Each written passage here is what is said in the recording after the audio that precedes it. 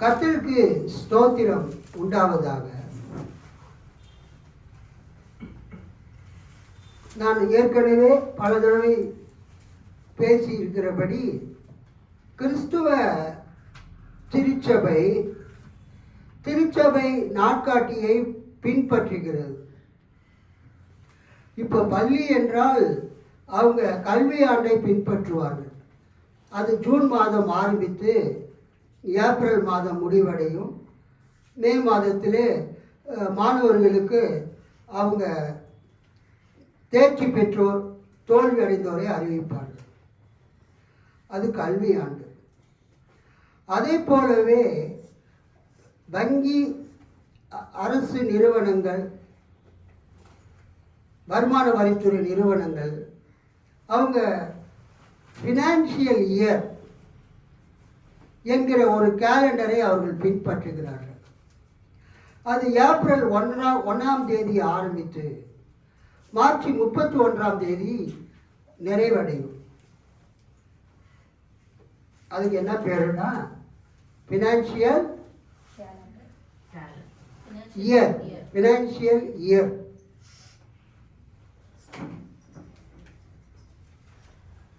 திருச்சபையில் நாம் பயன்படுத்தக்கூடிய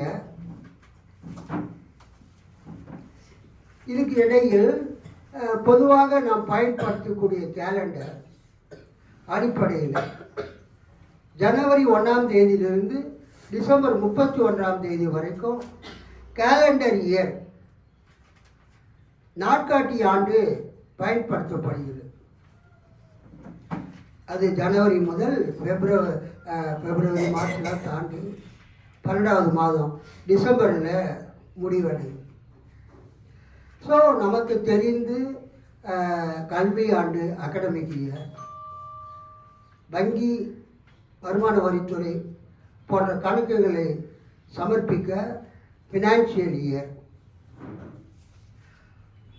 நம்முடைய உலக பிரகாரமான ஆண்டுகளை கணக்கிட கேலண்டர் இயர், ஜனவரி முதல் டிசம்பர் வரை நாம் கணக்கிடுகிறோம். அதே போல் திருச்சபையிலும் ஒரு கேலண்டர், ஒரு நாட்காட்டி பயன்படுத்தப்படுகிறது. அதுக்கு பெயர் கிறிஸ்டியன் கேலண்டர், கிறிஸ்துவ ஆண்டு, Christian calendar, church calendar, liturgical calendar. இந்த 3 பெயர்களிலே அது அழைக்கப்படுகிறது. இந்த church calendar, church year, liturgical year or liturgical calendar கிறிஸ்மஸ்க்கு முன்பதாக 4 ஞாயிற்றுக்கிழமைகளில் ஆரம்பிக்கும். டிசம்பர் 25ஆம் தேதிக்கு முன்பதாக வரக்கூடிய 4 ஞாயிற்றுக்கிழமைகள் வருகையின் ஞாயிறு என்று அழைக்கப்படுகிறது, அட்வென்ட் சீசன். அதில் கிறிஸ்மஸ்க்கு முன்னால் வரக்கூடிய 4 ஞாயிற்றுக்கிழமையை எப்படி கணக்கு செய்வார்கள்? வருகையின் முதல் ஞாயிறு, வருகையின் 2ஆம் ஞாயிறு, வருகையின் 3ஆம் ஞாயிறு, வருகையின் 4ஆம் ஞாயிறு. அதற்கு அடுத்தது கிறிஸ்மஸ் ஈவ், கிறிஸ்து பிறந்த பண்டிகைக்கு முன்வரும் நாள். அதுக்கு அடுத்தது கிறிஸ்து பிறந்த பண்டிகை, கிறிஸ்மஸ். இந்த கிறிஸ்மஸ் காலங்கள் ஒரு 12 நாட்கள் கணக்கிட்டு இந்த ஜனவரி மாதம் 6ஆம் தேதியோட அந்த கிறிஸ்மஸ் காலங்கள் நிறைவடையும். ஜனவரி மாதம் 6ஆம் தேதிக்கு என்ன பெயர்? டே ஆஃப் எபிஃபனி, கிறிஸ்துவின் மகிமை விளங்கின திருநாள். அல்லேலூயா. கிறிஸ்து யார் என்பதை கடவுள் இந்த உலகத்திற்கு வெளிப்படுத்தினார். டிசம்பர் 25ஆம் தேதி கடவுள் மனிதனாக பிறந்ததை வெளிப்படுத்தக்கூடிய பண்டிகை. கிறிஸ்மஸ் பண்டிகை எதை குறிக்கிறது? கடவுள் மனிதனாக பிறந்தார். அதுதான் கிறிஸ்மஸ் பண்டிகை, கிறிஸ்து பிறந்த பண்டிகை, கடவுள் மனிதனாக பிறந்த பண்டிகை. அதை இன்னொரு விதமாகவும் சொல்வார்கள். கடவுள் தன்னுடைய மகனை, பிதாவாகிய தேவன் தனது குமாரனாகிய இயேசு கிறிஸ்துவை மனிதனாக இந்த உலகத்திற்கு அனுப்பின நாள் கிறிஸ்மஸ் நாள், கிறிஸ்து பிறந்த பண்டிகை. அல்லேலூயா. ஆக டிசம்பர் 25ஆம் தேதி கடவுள் மனிதனாக பிறந்த நாள் என்றும் நாம் சொல்லலாம். கடவுள் தன்னுடைய மனிதனை, தன்னுடைய மகனை இந்த உலகத்திற்கு அனுப்பின நாள். ஸோ அந்த கிறிஸ்மஸ் டிசம்பர் 25லிருந்து 8 நாட்களை கணக்கிட்டால் ஜனவரி 1ஆம் தேதி வரும். அப்புறம் 2, 3, 4, 5 5ஆம் தேதி வரைக்கும் ஒரு 4 நாள், 12 நாள். So Christmas days, Christmas festival கிறிஸ்து பிறந்த நாளில் இருந்து 12வது நாளில் நிறைவடைகிறது. அல்லேலூயா. 6வது நாள் ஜனவரி 6ஆம் தேதி, அது கிறிஸ்து மகிமை விளங்கின திருநாள், கிறிஸ்து மகிமை விளங்கின பண்டிகை, டே ஆஃப் எபிபனி. நம்ம எப்படி கிறிஸ்மஸ் 24ஆம் தேதி இரவு கிறிஸ்து பிறந்த பண்டிகையை கொண்டாடுறோமோ, அது மாதிரி ரஷ்யாவில் இருக்கக்கூடிய, ஆர்மீனியாவில் இருக்கக்கூடிய, எகிப்தில் இருக்கக்கூடிய அந்த சபைகள், ஆர்த்தடாக்ஸ் சர்ச், வைதிக சபைகள், அவங்க கிரேக்க வைதிக சபைகள், அவங்க கிறிஸ்து பிறந்த நாளை டிசம்பர் 25ஆம் தேதி கொண்டாட மாட்டாங்க. கிறிஸ்து பிறந்த நாளை ஜனவரி 6ஆம் தேதி இரவு கொண்டாடுவார்கள். அல்லேலூயா. அவங்களுடைய அந்த சபையினுடைய ஒழுங்கின்படி அவங்க ஜனவரி 6ஆம் தேதி இரவு கிறிஸ்து பிறந்தார் என்றும், ஜனவரி 7ஆம் தேதி கிறிஸ்து பிறந்த நாள் என்றும் பகல் ஆராதனையை அவர்கள் அனுசரிக்கிறார்கள். ஆக உலகத்தில் கிறிஸ்துவினுடைய பிறப்பு 2 விதங்களில் கொண்டாடப்படுகிறது.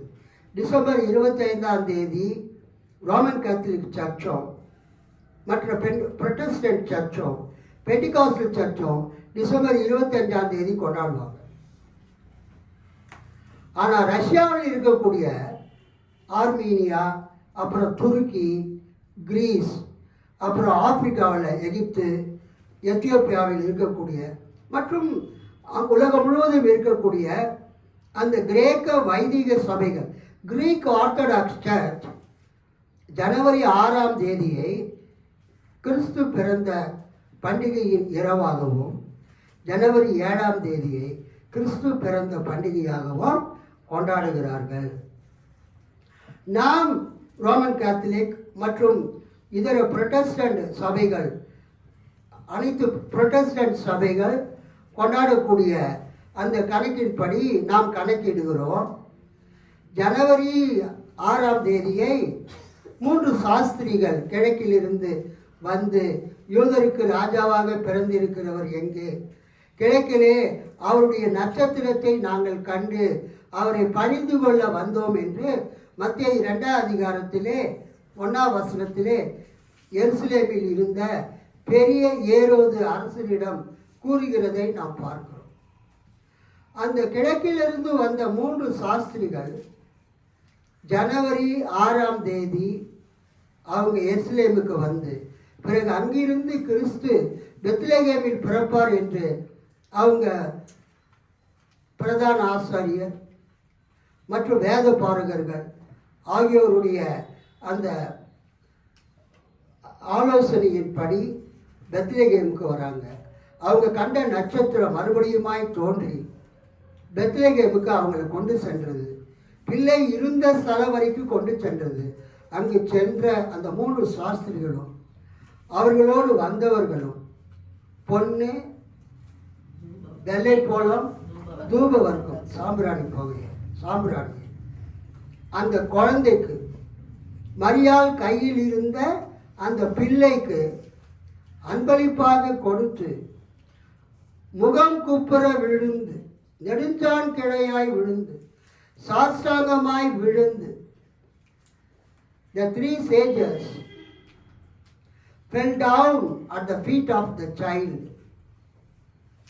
prostrated at the feet of the child and worshipped the child. அல்லேலூயா. அவங்க மரியாதை வணங்கவில்லை, யாரை வணங்கினார்கள்? அந்த குழந்தைய, அந்த பிள்ளைய. அப்போ அந்த பிள்ளைக்கு வயசு ஏறத்தாழ 2 வயசு இருக்கும். இயேசு பிறந்த அன்னைக்கு பெத்லகேமிலிருந்து மேய்ப்பர்கள் வந்து இயேசுவை பணிந்து கொண்டார்கள். அப்போ அந்த குழந்தை பிறந்த அன்னைக்கே வந்து துணிகளால் சுற்றப்பட்டு முன்னணியிலே கிடத்தப்பட்டிருந்த அந்த குழந்தையை மேய்ப்பர்கள் கண்டு அவருக்கு மகிமையை செலுத்திவிட்டு அவரை பணிந்து கொண்டு அந்த மேய்ப்பர்கள் திரும்பி சென்றார்கள். ஆனால் இந்த ஜனவரி 6ஆம் தேதி வந்த இந்த சாஸ்திரிகள், மாகோய், மேஜைஸ், ஞானிகள், அரசர்கள், வான சாஸ்திரிகள், மாந்திரிகம் செய்யக்கூடியவர்கள், அரசர்கள், அறிஞர்கள், அந்த மாகோஸ் அப்படின்னா ஞானி, மாகோயின்னா ஞானிகள் புளூரல், சேஜஸ், வைஸ்மென் ஆகியோர் 3 அன்பளிப்புகள் கொடுத்ததினால் 3 பேர் வந்தார்கள் என்று பார்க்கிறோம். ஸோ அந்த ஜனவரி 6ஆம் தேதி பெத்லகேமுக்கு வந்து அந்த அன்னை கன்னி மரியாள் அவர்கள் கையில் இருந்த அந்த இயேசு பிள்ளைய, அந்த குழந்தைய, ஏறத்தாழ 2 வயசு பிள்ளைய அவங்க சாஷ்டாங்கமாய் விழுந்து பணிந்து கொண்டார்கள், வணங்கினார்கள். அவர்கள் அன்பளிப்புகளை கொடுத்தார்கள். பொண்ணு, அது இயேசுவின் ராஜரீகத்தையும், வெள்ளை போலும் தூப வர்க்கம் அவருடைய ஆசாரியத்துவத்தையும் அது நமக்கு காண்பிக்கிறது. அல்லேலூயா. பொண்ணு வந்து கை செலவுக்கு பணத்தையும், அந்த வெள்ளை போலும் அந்த குழந்தை சின்னதாக இருக்கும்போது கீழே விழுந்து ஏதாவது அடிப்பட்டா அதுக்கு ஆன்டிசெப்டிக் மாதிரி, கிருமி நாசினி மாதிரி பூசுவதற்கும், அந்த தூப வர்க்கம், அந்த சாம்பிராணி புகை குழந்தையை குளிப்பாட்டி அதை தலையெல்லாம் ஜலதோஷம் பிடிக்காமல் காப்பாற்றுவதற்காக அந்த சாம்பிராணி புகை போடுற பழக்கமும், அவங்க வீட்டில் ஒரு நறுமணம் இருக்க வேண்டும் என்பதற்காக அவங்க அதை காண்பித்தார்கள். அல்லேலூயா. ஸோ கிறிஸ்துவ கேலண்டரில் முதல் பகுதி கிறிஸ்து வருகையின் பகுதி, கிறிஸ்து வருகையின் நாட்கள், அட்வென்ட் சீசன். அதுக்கு அடுத்ததாக கிறிஸ்மஸ் நாட்கள், கிறிஸ்து பிறந்ததிலிருந்து 12 நாட்கள். அது ஜனவரி 5ஆம் தேதியோட முடிவடைந்துவிடும். ஸோ இந்த அட்வென்ட் சீசன், கிறிஸ்மஸ் டேஸ் எல்லாமே ஜனவரி 5ஆம் தேதியோடு முடிந்து விடுகிறது. வீடுகளில் கட்டப்பட்ட நட்சத்திரங்கள் வருடம் முழுவதும் தொங்கிக் கொண்டிருக்கக்கூடாது. அல்லேலூயா. அந்த நட்சத்திரம் எதுக்கு அடையாளம்? அந்த சாஸ்திரிகள் நட்சத்திரத்தை பார்த்து அந்த வீட்டுக்கு வந்தாங்க. ஸோ சாஸ்திரிகள் போன பிறகு நாம் அந்த நட்சத்திரத்தை அவிழ்த்து விட வேண்டும். அந்த சாஸ்திரிகள் எப்போ வந்தாங்க? ஜனவரி 6. அவங்க போயிட்டாங்க 6ஆம் தேதி. அப்போ நம்ம வீட்டில் கட்டியிருக்கிற நட்சத்திரத்தில் என்னைக்கு அவுக்கணும்? ஆமாம். நீங்கள் இன்னும் அவுக்காமல் இருந்தால் தச்சு முடிஞ்சு போன உடனே உங்கள் வீட்டில் தொங்கி இருக்கிற நட்சத்திரத்தை அழுத்து பத்திரமாக வைத்துக்கொள்ளும். ஸோ இந்த ஜனவரி 6ஆம் தேதி கிறிஸ்துவினுடைய மகிமை புறஜாதிகளுக்கு அறிவிக்கப்பட்டது. கிறிஸ்து பிறந்திருக்கிறார், யூதருக்கு அரசர், யூதருக்கு ராஜா பிறந்திருக்கிறார் என்பதை அந்த நட்சத்திரத்தை கண்ட அந்த சாஸ்திரிகள், அந்த ஞானிகள், அந்த அரசர்கள், அந்த வானத்தில் இருக்கிற நட்சத்திரங்களை ஆராய்ச்சி பண்ணக்கூடிய அஸ்ட்ரானமர்ஸ், மற்றும் நம்ம இந்த ஜோசியம் அதெல்லாம் நம்ம சொல்கிறோம் இல்லையா, அந்த காலத்திலே இருந்தது. பாபிலோன், அந்த பாரசீகம், சவுதி அரேபியாவில் அந்த பழக்கம் இருந்தது. ஆகவே அவங்க அஸ்ட்ராலஜர்ஸ், ஜோதிடக்காரர்களாக கூட இருந்திருக்கலாம் வந்தவங்க. அவங்க என்ன பண்ணாங்க? கிறிஸ்துவை பணிந்து கொண்டு திரும்பி சென்றார்கள். ஆக்சுவலாக இயேசு பிறந்தபோது ஏரோது ராஜா எருசலேமில் இருந்தார். அவர் இயேசுவை பணிந்து கொள்ளவில்லை. இயேசு பிறந்தபோது பிரதான ஆசாரியர்கள், வேத பாரகர்கள், பரிசேயர்கள் எருசலேமிலும் யூதேயாவிலும் இருந்தார்கள். அவர்கள் கேள்விப்பட்டு இயேசுவை பணிந்து கொள்ளவில்லை. ஆனால் யூதருக்கு அரசராகிய கர்த்தராகிய கிறிஸ்து என்னும் உலக இரட்சகர் பிறந்திருக்கிறார் என்பதை கேள்விப்பட்ட அந்த மேய்ப்பர்கள் அவர்கள் அன்றைக்கு இயேசுவை பணிந்து கொண்டார்கள். இவங்க எல்லாருமே யூதர்கள். கர்த்தருக்கு ஸ்தோத்திரம். அந்த மேய்ப்பர்கள் எல்லாருமே யூதர்கள். ஆனால் இந்த சாஸ்திரிகள், இந்த புறஜாதிகள், அந்த சாஸ்திரிகள் வந்தாங்க இல்லையா, கேத்தலிக் அதை 3 ராஜாக்கள் என்று கூட சொல்லுவாங்க. ஏன்னா அவங்க ராஜாக்களாக கூட இருந்திருக்கலாம். அதுக்கு அவங்க பேர்லாம் அவங்க வச்சிருக்கிறாங்க. நான் அதை பற்றி எழுதியிருக்கிறேன்.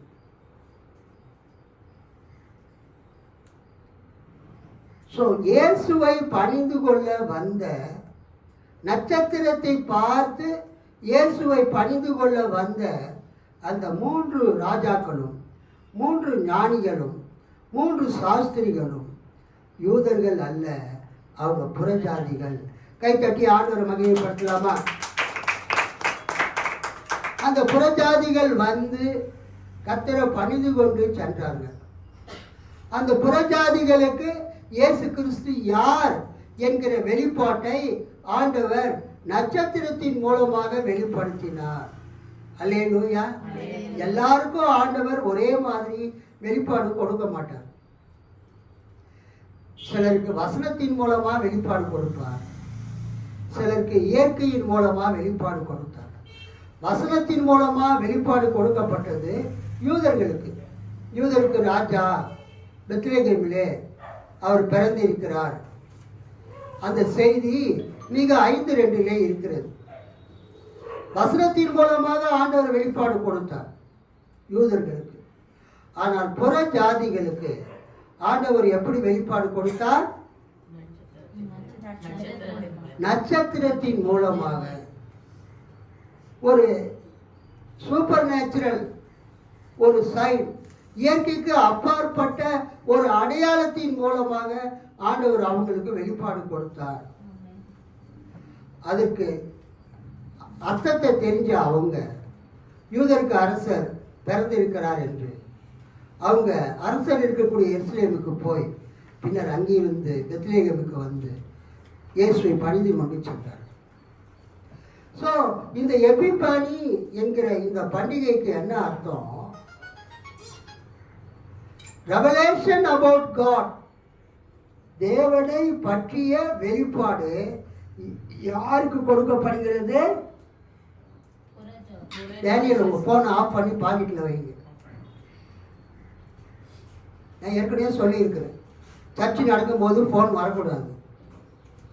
சர்ச்சு நடக்கும்போது மெசேஜ் வரும், அதை படிச்சுட்டு நீங்கள் ரிப்ளை பண்ணக்கூடாது.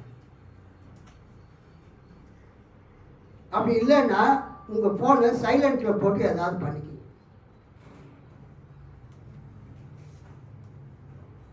லிசன்.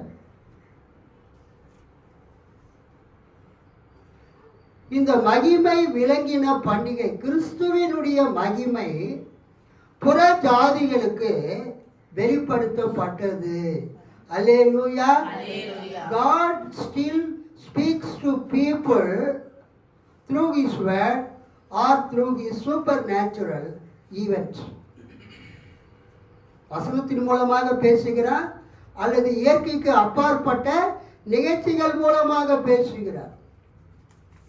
அந்த சாஸ்திரிங்க கிட்ட அவரு கர்த்தர் கனவுல என்ன சொல்றாரு? நீங்க திரும்ப ஏரோது கிட்ட போகாதீங்க, வேறு வழியா உங்க தேசத்துக்கு போயிடுங்க அப்படின்னு சொன்னதுனால அவங்க வேறு வழியாய் தங்கள் தேசத்துக்கு போய்விட்டார்கள். அப்புறம் கர்த்தர் யார்கிட்ட பேசுறாரு? யோசேப்பு கிட்ட பேசுறார் கனவின் மூலமா. ஏரோது இந்த குழந்தைய கொலை செய்ய வகை தேடுகிறார், ஆகவே நீ குழந்தையை எடுத்துக்கொண்டு தப்பித்து எகிப்துக்கு போய்விடு என்று சொன்ன பொழுது யோசேப்பு மரியாளையும் குழந்தையையும் அழைத்து கொண்டு எகிப்துக்கு சென்று அந்த ஏரோது சாகிற வரைக்கும் அங்கு வாழ்ந்தான் என்று நாம் பார்க்கிறோம்.